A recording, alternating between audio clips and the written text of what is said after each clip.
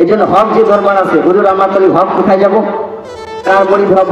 চরমনাই পীর সাহেব হক, বাহাদুরের পীর সাহেব হক, নগরকান্দার পীর সাহেব হক, ডালকানগর পীর সাহেব হক, উজানি পীর সাহেব হক, বাহাদুর হক, নানুপুর হক, জামাত ইসলাম হক, কওমি দেওবন্দ হক, তাবলিগ হক, বাকি ইখতিলাফ থাকতে পারে, বাকি এগুলো হক।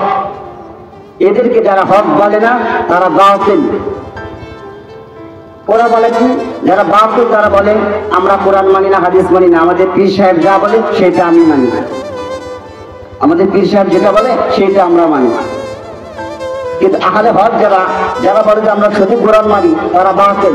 আবার যারা বলে আমরা কোরআন মানি হাদিস মানি ব্যক্তি মানি না তারাও বাতিল। যারা বলে আমরা কোরআন মানি হাদিসও মানি, কোরআন হাদিস মতে যারা সহিভাবে চলে আমরা তাদেরকে মানি, তারা হলে আহলে হক। এজন্য আল্লাহ তাআলা এই ফিতনা ফাসাদ থেকে, ঈমান হরণকারী কিছু দাজ্জাল থেকে আল্লাহ তাআলা সকল গোটা জাতিকে আল্লাহ তাআলা হেফাজত করেন। সকলে পড়ে আমিন।